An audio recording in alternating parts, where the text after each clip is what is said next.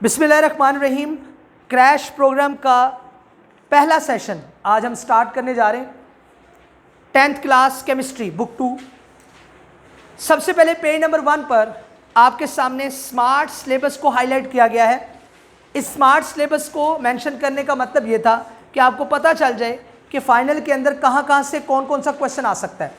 जो smart syllabus में questions article mention है वो मैंने यहाँ पर दे दिए। जैसे पहला टॉपिक है डेफिनेशन ऑफ रिवर्सिबल रिएक्शन, दूसरा टॉपिक है प्रॉपर्टीज ऑफ रिवर्सिबल रिएक्शन, तीसरा टॉपिक है definition of chemical equilibrium state, चौथा टॉपिक है definition of dynamic equilibrium state, पांचवा टॉपिक है लॉ ऑफ मास एक्शन और छठा टॉपिक है definition of equilibrium constant and it's units. Plus इसके साथ 3 न्यूमेरिकल्स शामिल किए गए हैं जो बेसिकली आपकी एक्सरसाइज से नहीं है, ये आपकी एग्जाम्पल में से हैं 9.1, 9.2 और 9.3। तो ये टोटल कंटेंट्स हैं जो चैप्टर नंबर 9 से केमिकल इक्विलिब्रियम के अंदर हमने करने हैं। तो हम स्टार्ट लेने जा रहे हैं अपना सबसे पहले टॉपिक से, और उस टॉपिक का नाम है बेटा जी रिवर्सिबल रिएक्शन। Reversible reactions. आइए सबसे पहले हम देखते हैं कि रिवर्सिबल रिएक्शंस किन्हें कहते हैं। लो जी, अगर हम बात करें रिवर्सिबल रिएक्शंस की तो आपको पता है किसी भी केमिकल रिएक्शन में 2 चीज़ें होती हैं, एक होता है रिएक्टेंट, एक होता है प्रोडक्ट। रिएक्टेंट केमिकली आपस में रिएक्ट करते हैं तो एक नई चीज़ बन जाती है जिसका नाम है प्रोडक्ट। अब केमिकल रिएक्शन में 2 या 2 से ज़्यादा चीज़ें मिलकर एक नई चीज़ बना रही होती हैं, और केमिकल रिएक्शन की 2 टाइप्स हैं। एक है रिवर्सिबल रिएक्शन जो आपके सिलेबस में इंक्लूड है, एक है इरिवर्सिबल रिएक्शन जो आपके स्मार्ट सिलेबस में इंक्लूड नहीं है। अब बात करते हैं रिवर्सिबल रिएक्शंस की। रिवर्सिबल रिएक्शंस वो रिएक्शंस होते हैं जिनमें रिएक्टेंट प्रोडक्ट में और प्रोडक्ट रिएक्टेंट में चेंज हो सके। मतलब इस बात का क्या है, the reactions in which reactants and products are interconvertible. Interconvertible का मतलब आपस में एक दूसरे के साथ वो एक्सचेंज हो सकते हैं, यानी रिएक्शन ऐसा इस तरह से हो रहा है कि रिएक्टेंट प्रोडक्ट में भी जा रहे हैं और प्रोडक्ट रिएक्टेंट में भी जा रहे हैं, और ये जो प्रोसेस है ये मुसलसल होता है, कॉन्टिन्यूटी के साथ होता है, ये रुकता नहीं है। अगर एक रिवर्सिबल रिएक्शन है तो उसमें रिएक्टेंट प्रोडक्ट में मुसलसल कन्वर्ट हो रहा होगा, प्रोडक्ट रिएक्टेंट में मुसलसल कन्वर्ट हो रहे होंगे। ये रिएक्शन आपको बज़ाहिर रुका हुआ नजर आएगा, लेकिन इसमें ये चेंज होता चला जा रहा होगा, रिएक्टेंट प्रोडक्ट में, प्रोडक्ट रिएक्टेंट में, रिएक्टेंट प्रोडक्ट में, प्रोडक्ट रिएक्टेंट में, ये प्रोसेस मुसलसल होता जाएगा।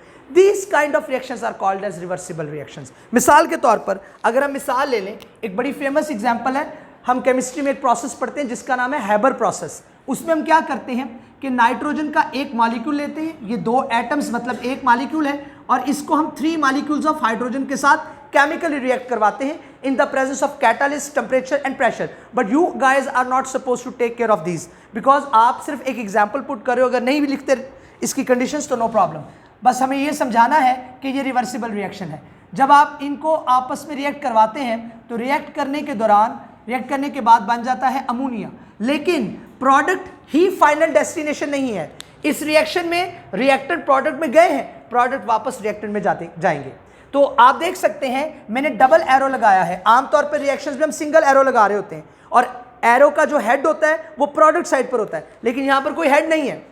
यहाँ पर रिएक्टेंट प्रोडक्ट में जा रहे हैं, प्रोडक्ट वापस रिएक्टेंट में वापस आ रहे हैं। तो बेसिकली ऐसे रिएक्शंस जिनमें रिएक्टेंट्स और प्रोडक्ट्स इंटरकन्वर्टेबल हो उनको हम क्या बोलते हैं, रिवर्सिबल रिएक्शंस, जिसकी एक मिसाल मैंने आपको दे दी। एक और मिसाल मैंने नोट्स में लिखी है, और वो कुछ यूं है कि अगर आपके पास एक मॉलिक्यूल नाइट्रोजन का है और एक मॉलिक्यूल ऑक्सीजन का है तो ये भी रिवर्सिबली चेंज हो सकते हैं, किसमें, 2 मॉलिक्यूल्स ऑफ नाइट्रिक ऑक्साइड में।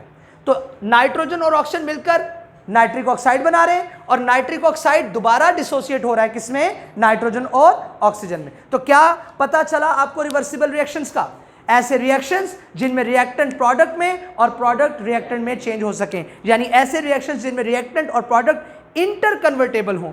और 2 एग्जाम्पल में से कोई एक याद कर लें, बेटर है दोनों याद कर लें। क्लियर होगी बात।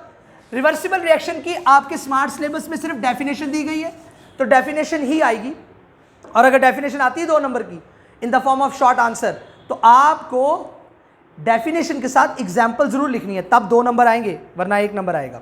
आगे चलें जी, properties of reversible reaction. Now we are up to the properties of reversible reaction.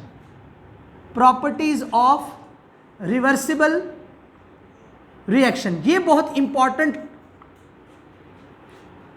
Topic हो सकता है, in the form of short question भी आ सकता है और ये एज ए लॉन्ग क्वेश्चन भी आ सकता है, क्योंकि हमने आपकी नोट्स में 4 प्रॉपर्टीज मेंशन की हैं, तो 4 नंबर का लॉन्ग क्वेश्चन ये बन सकता है।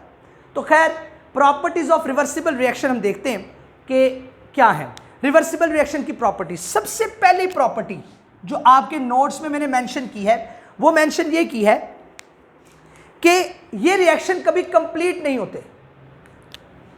These reactions do not get completed। ये रिएक्शंस कभी भी कंप्लीट नहीं होंगे बेटा। असल में कंप्लीट होते क्यों नहीं है, जरा गौर फरमाएं। एक्चुअली जब हम रिएक्शंस की बात करते हैं ना, तो हम कहते हैं रिएक्शंस में रिएक्टेंट्स प्रोडक्ट्स में चेंज हो जाते हैं, रिएक्शन स्टॉप हो जाएगा। लेकिन रिवर्सिबल रिएक्शन में प्रोडक्ट बनना डेस्टिनेशन नहीं होती, हमारा मकसद प्रोडक्ट बनाना नहीं होता। तो क्या मकसद होता है रिवर्सिबल रिएक्शन का? रिवर्सिबल रिएक्शन का मकसद होता है इक्विलिब्रियम को एस्टैब्लिश करना। किसको एस्टैब्लिश करना? जी, रिवर्सिबल रिएक्शन का मकसद होता है इक्विलिब्रियम को अटेन करना, इक्विलिब्रियम को एस्टैब्लिश करना। और इरिवर्सिबल रिएक्शन का मकसद क्या होता है? प्रोडक्ट बनाना। इरिवर्सिबल रिएक्शन का मतलब क्या होता है? But we are talking about reversible reaction. Reversible reaction की जो आखिरी मंजिल है वो प्रोडक्ट फॉर्मेशन नहीं है, बल्कि क्या है? इक्विलिब्रियम को अटेन करना। क्या है? तो पहली बात ये कि ये रिएक्शंस कभी भी कंप्लीट नहीं होते। क्यों नहीं कंप्लीट होते? क्योंकि मुसलसल एक अमल हो रहा होता है। क्या अमल हो रहा होता है? रिएक्टेंट प्रोडक्ट में, प्रोडक्ट रिएक्टेंट में। ये अमल तो ऑन द कॉन्टिन्यूस बेसिस हो रहा है। तो हम कभी भी नहीं कहेंगे कि रिवर्सिबल रिएक्शन क्या होते हैं? कंप्लीट हो जाते हैं। रिवर्सिबल रिएक्शन कभी भी कंप्लीट नहीं होते। फिर रिवर्सिबल रिएक्शंस को जब भी हम जाहिर करते हैं, तो जाहिर करने के लिए if we want to represent reversible reaction, हम उनके लिए डबल एरो का निशान लगाते हैं। ऐसा ये निशान, ये सिंबल इसलिए इस्तेमाल किया जाता है कि रिएक्टेंट प्रोडक्ट में चेंज हो रहे हैं और प्रोडक्ट वापस रिएक्टेंट में चेंज हो रहे हैं। तो रिवर्सिबल रिएक्शन का साइन आएगा इस तरह का, रिएक्टेंट और प्रोडक्ट के दरमियान में। ये दूसरी प्रॉपर्टी होगी। तीसरी प्रॉपर्टी की जब हम बात करते हैं, वो ये करते हैं कि ये रिएक्शन दोनों डायरेक्शंस में मूव करते हैं। दोनों डायरेक्शंस का क्या मतलब? देखो, जैसे मैंने अभी आपको बताया कि इस रिवर्सिबल रिएक्शन में रिएक्टेंट कन्वर्ट हो रहा होता है प्रोडक्ट के अंदर। रिएक्टेंट किस में कन्वर्ट हो रहा होता है? मतलब लेफ्ट टू राइट। रिएक्शन में जो चेंज आया है उसकी डायरेक्शन लेफ्ट टू राइट है, रिएक्टेंट प्रोडक्ट में चेंज हो रहे हैं। तो अगर डायरेक्शन रिएक्टेंट, अगर जो डायरेक्शन है वो लेफ्ट टू राइट है, तो हम कहेंगे रिएक्शन मूव कर रहा है इन द फॉरवर्ड डायरेक्शन। किस डायरेक्शन में मूव कर रहा है? फॉरवर्ड का मतलब होता है आगे चलना। अगर रिएक्टेंट प्रोडक्ट में चेंज हो रहे हैं तो इसका मतलब रिएक्शन किस तरह मूव कर रहा है? लेकिन हमने रिवर्सिबल रिएक्शन में ये कहा कि प्रोडक्ट रिएक्टेंट में भी चेंज होते हैं। तो अगर प्रोडक्ट रिएक्टेंट में चेंज होते हैं तो रिएक्शन किस तरह मूव करेगा? In the reverse direction. In the, तो हम ये कहेंगे कि रिवर्सिबल रिएक्शन दोनों डायरेक्शंस में मूव करते हैं, in forward as well as in reverse. और उसके बाद लास्ट बात जो मैं पहले आपको बता चुका हूं कि जो रिवर्सिबल रिएक्शंस हैं उनका मकसद प्रोडक्ट बनाना नहीं है। उनका मकसद क्या है? इक्विलिब्रियम को अटेन करना। क्या अटेन करना? इक्विलिब्रियम को अटेन करना। बात समझ आ गई? अब आपके स्मार्ट सिलेबस के मुताबिक रिवर्सिबल रिएक्शन के हवाले से 2 चीजें मेंशन थी। नंबर 1, रिवर्सिबल रिएक्शन होते क्या है, वो हमने एग्जाम्पल से देख लिया। दूसरी बात, रिवर्सिबल रिएक्शन की प्रॉपर्टीज बताएं। तो 4 प्रॉपर्टीज टेक्स्ट बुक में से निकलती हैं जो मैंने आपके नोट्स में लिख दी हैं और आपको समझा भी दी। तो ये मोस्ट प्रोबेबली ये जो दोनों चीजें हैं ये शॉर्ट क्वेश्चन में आनी चाहिए। तो मैं साथ साथ ये भी बताता जा रहा हूं कि शॉर्ट क्वेश्चन क्या आ सकता है। उसके बाद नेक्स्ट जो चीज आ रही है वो आ रही है केमिकल इक्विलिब्रियम स्टेट। लो जी, जो नेक्स्ट चीज आ रही है वो आ रही है केमिकल इक्विलिब्रियम स्टेट। आइए देखते हैं केमिकल इक्विलिब्रियम स्टेट क्या है। Very easy. जैसे कि मैंने अभी आपको बताया कि रिवर्सिबल रिएक्शन की फाइनल डेस्टिनेशन क्या होती है, बताओ जरा? इक्विलिब्रियम एस्टैब्लिश करना या इक्विलिब्रियम अटेन करना। जो रिवर्सिबल रिएक्शन है उसका मकसद ये नहीं होता कि उसके थ्रू प्रोडक्ट बन जाए, बल्कि उसका प्राइम जो पर्पस है वो क्या है? इक्विलिब्रियम को अटेन करना। किसको अटेन करना? और इक्विलिब्रियम है क्या? इक्विलिब्रियम ये है कि जब भी कोई रिवर्सिबल रिएक्शन कराओगे तो रिएक्टेंट प्रोडक्ट में कन्वर्ट होंगे, रिएक्शन किस तरफ जाएगा, फॉरवर्ड डायरेक्शन में, और प्रोडक्ट वापस किस में कन्वर्ट होंगे, रिएक्टेंट में, रिएक्शन किस तरफ आएगा, रिवर्स डायरेक्शन में।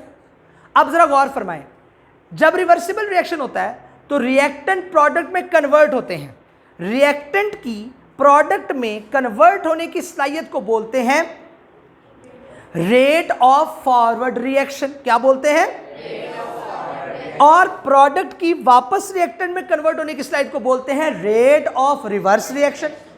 बात फॉलो कर रहे हो? यानी देखो रिएक्टेंट मिलकर क्या बना रहे हैं, product. How speedily, how efficiently they are chemically reacting to each other and converting into products, ये हमने देखना है। तो वो जो सलाहियत है रिएक्टेंट की प्रोडक्ट में चेंज होने की, इसको बोलेंगे rate, extent of reactant to be converted into product. Reactant की वो सलाहियत जिसके जरिए वो प्रोडक्ट में चेंज होता है, that is called as rate of forward reaction. और प्रोडक्ट की वापस रिएक्टेंट में कन्वर्ट होने की स्लाइड को क्या बोलेंगे, रेट ऑफ रिवर्स रिएक्शन। तो अब दो चीजें आ गई, रिवर्सिबल रिएक्शन में रिएक्शन चूंकि दो तरफ मूव कर रहा है, फॉरवर्ड में भी रिवर्स में भी, जब ये दोनों सलाहियतें, जब ये दोनों रेट्स, जब ये दोनों एक्सटेंट बराबर हो जाएं, तो आप कहेंगे रिएक्शन इक्विलिब्रियम अटेन कर चुका है। रिएक्शन क्या अटेन कर चुका है, इक्विलिब्रियम अटेन कर चुका है। अब जरा गौर से देखिएगा, when the rate of forward reaction is the same as the rate of reverse reaction, the composition of reacting mixture remains constant, it is called as chemical equilibrium state. वही बात मैंने आपको बता दी। क्या बताया, जब रेट ऑफ फॉरवर्ड रिएक्शन और रेट ऑफ रिवर्स रिएक्शन बराबर हो जाएं तो उस वक्त रिएक्शन, जो रिएक्टिंग मिक्सचर होता है उसकी कंपोजिशन भी सेम रहती है, और उस स्टेट को हम क्या बोलते हैं बेटा जी, केमिकल इक्विलिब्रियम स्टेट। अब देखिए जनाब, आगे है डायनामिक इक्विलिब्रियम स्टेट। ये भी तकरीबन वही है। डायनामिक का मतलब होता है मुसलसल, कॉन्टिन्यूइंग। यानी जब मैंने आपको बताया रिवर्सिबल रिएक्शन में होता क्या है, रेट ऑफ रिवर्स रिएक्शन और रेट ऑफ फॉरवर्ड रिएक्शन बराबर हो जाते हैं, मतलब रिएक्टेंट मुसलसल प्रोडक्ट में चेंज हो रहे होते हैं और प्रोडक्ट मुसलसल रिएक्टेंट में चेंज हो रहे होते हैं। तो इसलिए हम इसके इक्विलिब्रियम स्टेट से पहले एक लफ्ज लगा देते हैं डायनामिक। क्या नाम लगा देते हैं? अब देखिए, when rate of forward reaction is equal to rate of reverse reaction, जब रेट ऑफ फॉरवर्ड रिएक्शन और रेट ऑफ रिवर्स रिएक्शन बराबर आ जाएं, then the rate is believed to be in dynamic equilibrium. तो जो रेट है, जो reaction है, आप उसको कह सकते हो कि रिएक्शन किस स्टेट में है, डायनामिक इक्विलिब्रियम की स्टेट में है। और डायनामिक का मतलब मैंने आगे लिख दिया है, dynamic means reaction is still continuing, यानी डायनामिक का मतलब है रिएक्शन मुसलसल होता चला जा रहा है। लो जी, अब 3 टॉपिक्स देखने के बाद अगर हम आगे चलें तो आगे हमें इस चैप्टर का द मोस्ट लेंथियस्ट टॉपिक मिलता है जिसका नाम है the law of mass action, which is very very important. पूरा चांस है अगर हमारे पास इस चैप्टर से लॉन्ग क्वेश्चन बनता है तो डेफिनेटली ये क्वेश्चन आने के भरपूर चांसेस हैं। तो आइए हम लोग स्टार्ट करते हैं लॉ ऑफ मास एक्शन। एक बात याद रखिएगा, जिस तरह से नोट्स में हेडिंग बना के लिखा गया है लॉ ऑफ मास एक्शन, उसी तरीके से आप इसको अटेम्प्ट कीजिएगा अगर ये फाइनल पेपर्स में आ जाता है या टेस्ट में आ जाता है। अगर फाइनल्स में या टेस्ट में ये टॉपिक आता है तो आप इसको इसी तरीके से लिखिएगा, ठीक है। तो सबसे पहले लॉ ऑफ मास एक्शन के अंदर सबसे पहले आपने देनी है रिप्रेजेंटेशन। जी, ये लॉ किन लोगों ने पेश किया? तो आइए बेटा जी देखते हैं कि इस लॉ को पेश किसने किया।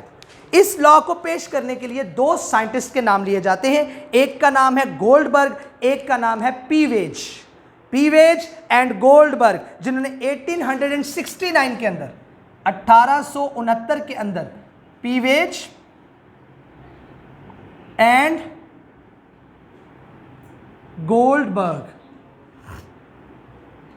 गोल्डबर्ग और पीवेज ने दोनों ने मिलकर लॉ ऑफ मास एक्शन को रिप्रेजेंट किया। उसके बाद नेक्स्ट जो चीज आती है वो आती है स्टेटमेंट। स्टेटमेंट याद रखिए, जब लॉ लिखते हैं ना, जब आप लॉ कोई बयान कर रहे होते हैं केमिस्ट्री में या फिजिक्स में, तो उसकी डेफिनेशन नहीं होती, उसके लिए इस लफ्ज़ इस्तेमाल किया जाता है स्टेटमेंट। क्या इस्तेमाल किया जाता है? स्टेटमेंट। जी आइए, 1869 में पीवेज साहब और गोल्डबर्ग साहब ने जो लॉ पेश किया था जिसका नाम लॉ ऑफ मास एक्शन उन्होंने रखा, इसमें उन्होंने कहा क्या? अच्छा, अब डेफिनेशन स्टेटमेंट पर आने से पहले हमें इसको एक्सप्लेन करना होगा। मैं स्टेटमेंट पहले भी बता सकता हूं लेकिन वो ऊपर से गुजर जाएगी, चाहे जितनी मर्जी अच्छी समझाने की कोशिश करूं। अगर मैं आपको एक्सप्लेन पहले करूंगा तो डेफिनेशन आपको समझ आ जाएगी। इसको सबसे पहले हम एक्सप्लेन करेंगे और उसके लिए वो रिएक्शन लेंगे जो हमारी टेक्स्ट बुक में लिया गया है। उसने किया क्या है, A प्लस बी लिया है, ये दो रिएक्टेंट हैं और they are reversibly related with the product C plus D.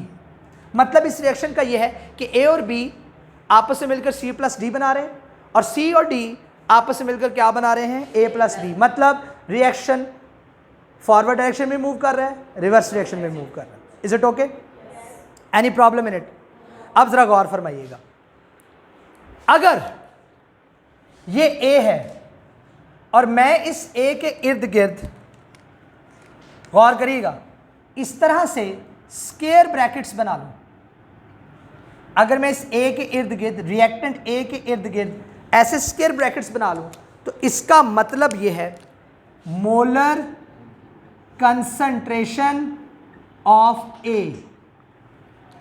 इसी तरीके से अगर मैं रिएक्टेंट B के इर्द गिर्द इस तरह की स्क्वायर ब्रैकेट्स लगा दूं, तो इसका मतलब है molar concentration of B, molar concentration of B। इसी तरीके से अगर मैं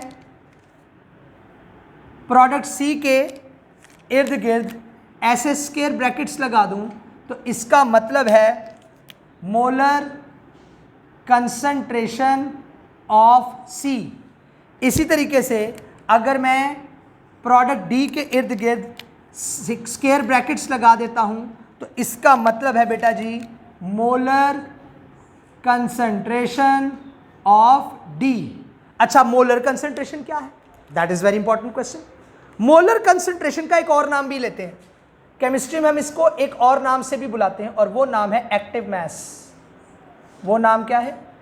अब एक्टिव मास किस बला का नाम है भाई? ये किसी बला का नाम नहीं है। रिएक्शन में रिएक्टेंट की या प्रोडक्ट की वो मास जो कंज्यूम हो रही हो, जो चेंज हो रही हो, जो रिएक्शन में हिस्सा ले रही हो, वो है एक्टिव मास। एक्टिव का मतलब क्या होता है? जो चीज मुहर्रिक हो, जो चीज इन एक्शन हो। रिएक्टेंट या प्रोडक्ट की वो मास जिसकी कंसंट्रेशन में तब्दीली आ रही हो, किस में तब्दीली आ रही हो, उसको हम बोलते हैं एक्टिव मास। क्या बोलते हैं? या उसको बोलते हैं मोलर कंसंट्रेशन। ये स्क्वायर ब्रैकेट्स जाहिर कर रही है मोलर कंसंट्रेशन को। स्क्वायर ब्रैकेट्स किसको जाहिर कर रही हैं? अब ये मेरे पास एक रिएक्शन है। अब लॉ ऑफ मास एक्शन क्या कहता है, जरा गौर करना, तवज्जो। रिएक्टेंट अगर प्रोडक्ट में चेंज हो रहे हैं, रिएक्टेंट अगर, तो इसको बोलते हैं, इस अमल को बोलते हैं, इस प्रोसेस को बोलते हैं रेट ऑफ फॉरवर्ड रिएक्शन। क्या बोलते हैं? अब मुझे एक बात बताओ, मैंने रेट ऑफ फॉरवर्ड रिएक्शन क्यों कहा भाई? इसलिए कहा कि A plus B C plus D में कन्वर्ट हो रहे हैं, तो हमें यह पता चल रहा है कि A plus B C plus D में कन्वर्ट इस तरह से हो रहे हैं कि रिएक्शन आगे की तरफ चल रहा है। रिएक्शन किस तरफ चल रहा है? From left to right. ऐसा ही है, समझ आ रही बात की? अब जरा देखो, लॉ ऑफ मास एक्शन क्या कहता है? लॉ ऑफ मास एक्शन कहता है ये जो रेट ऑफ फॉरवर्ड रिएक्शन है ना, यानी इन रिएक्टेंट्स की प्रोडक्ट्स में चेंज होने की जो सलाहियत है, इन रिएक्टेंट्स की इन प्रोडक्ट्स में जो चेंज होने की सलाहियत है, वो डिपेंड करती है इन्हीं रिएक्टेंट की एक्टिव मास के प्रोडक्ट के ऊपर। दोबारा सुने, यानी अगर मैं रेट ऑफ फॉरवर्ड रिएक्शन को RF से जाहिर कर दूं, तो लॉ ऑफ मास एक्शन ये कहता है कि जो रेट ऑफ फॉरवर्ड रिएक्शन है ना, it is directly proportional, it is to the product. Product किसे कहते हैं? जब दो चीजों को मल्टीप्लाई किया जा रहा हो। Product of active mass of reactants. जरा गौर फरमाएं, ये दो रिएक्टेंट थे, इन दो रिएक्टेंट की एक्टिव मासेस हैं आपके पास, मैंने स्क्वायर ब्रैकेट्स लगा दी, और ये दोनों के दरमियान कोई साइन नहीं, मतलब एक दूसरे के साथ क्या हो रही है? मल्टीप्लाई। तो इसका मतलब मल्टीप्लाई होंगी तो इससे क्या इनका आएगा? प्रोडक्ट आएगा। तो वो प्रोडक्ट रिएक्टेंट की एक्टिव मास का प्रोडक्ट डायरेक्टली प्रोपोर्शनल है किसके? Rate of. ये डेफिनेशन, ये statement of law of mass action का पहला हिस्सा है, ये statement of law of mass action का। अब आगे देखें, अगर ऐसा है तो आपको पता है, आपने मैथमेटिक्स में पढ़ा होगा, फिजिक्स में पढ़ा होगा, जब साइन ऑफ प्रोपोर्शनैलिटी को हम इक्वालिटी में लेकर जाते हैं तो हम कोई ना कोई कांस्टेंट लगाते हैं। यानी अगर मैंने प्रोपोर्शनैलिटी के साइन को इक्वालिटी में बदलना है तो I would have to put one constant over here, साथ में बाकी चीजें वैसे ही आ जाएंगी। ठीक हो गया? अब देखो RF, यहां पर जो प्रोपोर्शनैलिटी कांस्टेंट हम यूज कर रहे हैं दैट इज KF।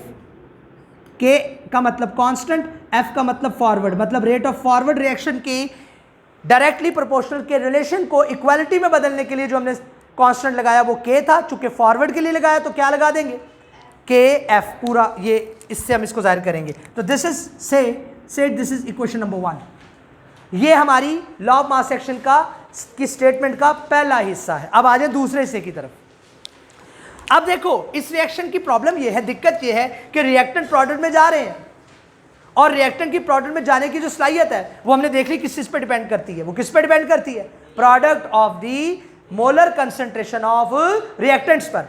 अब रिएक्शन बैकवर्ड डायरेक्शन में भी तो मूव कर रहा है, रिएक्शन बैकवर्ड डायरेक्शन में भी तो मूव कर रहा है। तो बैकवर्ड डायरेक्शन में प्रोडक्ट की रिएक्टेंट में चेंज होने की सलाहियत को बोलते हैं rate of reverse reaction, rate of reverse reaction. भाईजान समझ आ रही है, रेट ऑफ रिवर्स रिएक्शन। तो अब रेट ऑफ रिवर्स रिएक्शन किस पे डिपेंड करेगा भाई, सीधी सी बात है, अगर rate of forward reaction product of the molar concentration of reactant पे डिपेंड करता है तो ये भी डिपेंड किस पे कर रहा होगा। अब देखो R, rate of forward reaction को आर एफ से जाहिर किया था, मैं इसको आर आर से जाहिर कर लेता हूं। R R would be directly proportional, product क्या थे, सी और क्या था, डी। अब आप देखो rate of reverse reaction is directly proportional to the product, यहां पर भी तो प्रोडक्ट ही ले रहे हैं हम, यहां पे प्रोडक्ट ही ले रहे हैं ना, किसका, सी का और डी का, यानी इस रिएक्शन के जो प्रोडक्ट हैं उनकी मोलर कंसंट्रेशन के प्रोडक्ट के डायरेक्टली प्रोपोर्शनल होगा क्या, रेट ऑफ रिवर्स रिएक्शन। तो अब rate of reverse reaction R R is equal to constant into C into D, और ठीक है। अब आप देखें यहां पर जो हम कांस्टेंट यूज कर रहे हैं, प्रोपोर्शनैलिटी के साइन को इक्वालिटी में लाए तो इक्वालिटी में चेंज किया तो कांस्टेंट पुट करते हैं, यहां पर हम क्या लगाएंगे, के आर, साथ में क्या आ जाएगा सी, साथ में क्या आ जाएगा D. Is it okay, set equation number 2, ये आपके पास है इक्वेशन नंबर 2। एनी प्रॉब्लम, कोई मसला मसाइल यहां तक। अब इक्वेशन नंबर 2 आ गई। अब आपको याद होगा मैंने आपको बिल्कुल बिगिनिंग की डिस्कशन में ये बात बताई थी कि जब रिवर्सिबल रिएक्शन की बात की जाए तो रिवर्सिबल रिएक्शन में उनका फाइनल डेस्टिनेशन प्रोडक्ट बनाना नहीं होता बल्कि क्या बनाना होता है, इक्विलिब्रियम मेंटेन करना होता है। तो इसका मतलब अगर ये रिवर्सिबल रिएक्शन है तो इसमें इक्विलिब्रियम स्टैब्लिश होगी, और इक्विलिब्रियम तब स्टैब्लिश होगी जब रेट ऑफ फॉरवर्ड रिएक्शन और rate of reverse reaction exactly एक दूसरे के बराबर आ जाएंगे। तो अब मतलब ये हुआ कि जब इक्विलिब्रियम आएगी, जब इक्विलिब्रियम होगी स्टैब्लिश एट इक्विलिब्रियम, तो क्या होगा भाईजान, तो फिर K F sorry R F would be exactly equal to R R, rate of forward reaction rate of reverse reaction क्या हो जाएंगे, बराबर हो जाएंगे। अब इक्वेशन नंबर 1 के मुताबिक आर एफ की वैल्यू क्या निकाली बताना जरा, के एफ इंटू ए इंटू बी, और आर आर की वैल्यू क्या निकाल के आए मेरे बच्चों, के आर। Any problem. अब देखो जरा यहां से इस के आर को उठाएं, ये यहां पर मल्टीप्लाई हो रहा है, अगर मैं इस इक्वेशन के इधर ले आऊं तो क्या हो जाएगा भाई, डिवाइड हो जाएगा। तो जरा गौर फरमाइए, के एफ ओवर के आर, इज इट ओके। ये ए और बी की मोलर कंसंट्रेशन का प्रोडक्ट यहां मल्टीप्लाई हो रहा है, उधर जाकर क्या हो जाएगा, डिवाइड हो जाएगा। तो जरा गौर फरमाएं, सी की मोलर कंसंट्रेशन ऊपर, डी की मोलर कंसंट्रेशन ऊपर और रिएक्टेंट की मोलर कंसंट्रेशन नीचे आ गई। अच्छा, अब यहां पर एक सवाल पैदा होता है, सवाल पैदा होता है कि सर प्रोडक्ट की मोलर कंसंट्रेशन ऊपर क्यों, रिएक्टेंट की मोलर कंसंट्रेशन नीचे क्यों, हम के आर को उठाकर इधर क्यों लाए, हम के एफ को उठा के इधर क्यों नहीं ले आए, आते ना सवाल ज़हन में। और भाई इसका जवाब सिंपल है, साइंसेस में कई ऐसी चीजें हैं जिनको हम बोलते हैं कन्वेंशंस। कन्वेंशन किसे कहते हैं, without having any scientific reason, without having any, हम किसी भी चीज को अपनी मर्जी से कर देते हैं लेकिन बाद में रिसर्च से पता चलता है वो बिल्कुल ठीक हुई। जैसे मैं मिसाल देता हूं, that is also convention. Electron पे कौन सा चार्ज है, नेगेटिव। प्रोटॉन पे कौन सा चार्ज है भाई, प्रोटॉन पर नेगेटिव क्यों नहीं, इलेक्ट्रॉन पर पॉजिटिव क्यों नहीं।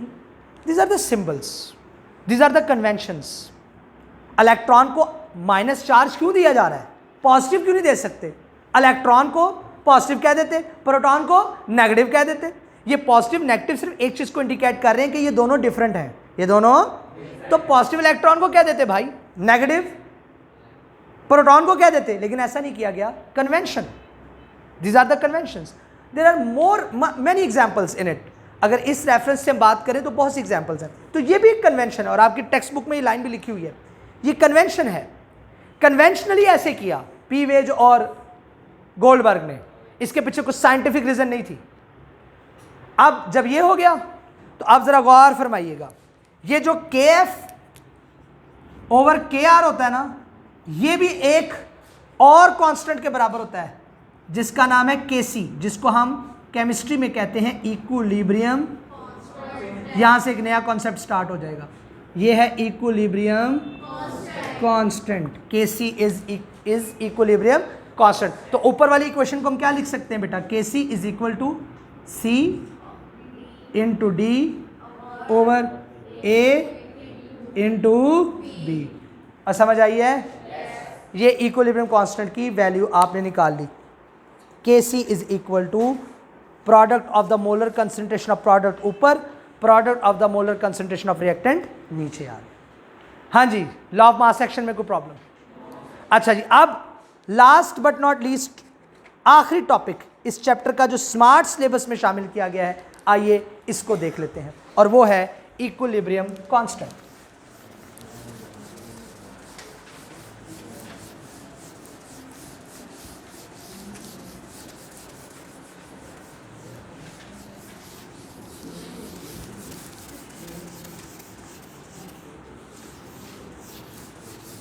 जी बच्चों, नेक्स्ट टॉपिक है equilibrium constant.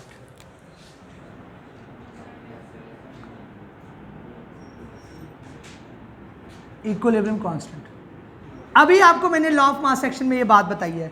What is equilibrium constant? It is represented by KC and it is the ratio between KF over KC, KF over KR, right.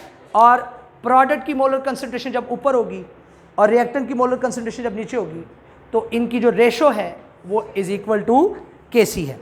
अच्छा, अब इसके अंदर आपने सबसे पहले तो इसकी डेफिनेशन करनी है, जो मैंने लिखी हुई है, बिल्कुल आसान सी है, आप इसको पढ़ लें। उसके बाद कुछ इंपॉर्टेंट पॉइंट्स हैं वो आपको डिस्कस करना ज़रूरी है, जैसे कि इक्विलिब्रियम कांस्टेंट की इंपॉर्टेंट पॉइंट्स में पहला पॉइंट लिखा गया है, it is conventional to write the product as numerator and reactant as denominator।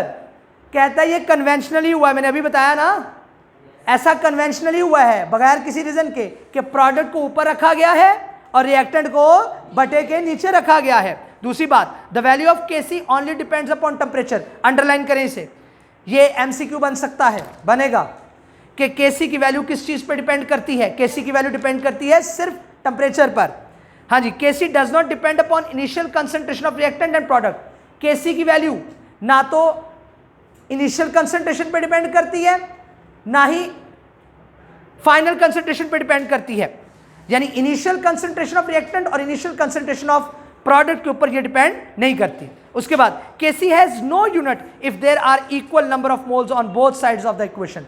याद रखिए, KC के कभी भी कोई यूनिट नहीं होंगे अगर रिएक्शन में रिएक्टेंट और प्रोडक्ट के मोल्स बराबर हों। अब इसकी मिसाल जरा गौर फरमाएं, उससे पूछा इक्विलिब्रियम कांस्टेंट एक्सप्लेन करो और इक्विलिब्रियम कांस्टेंट के यूनिट्स बताओ।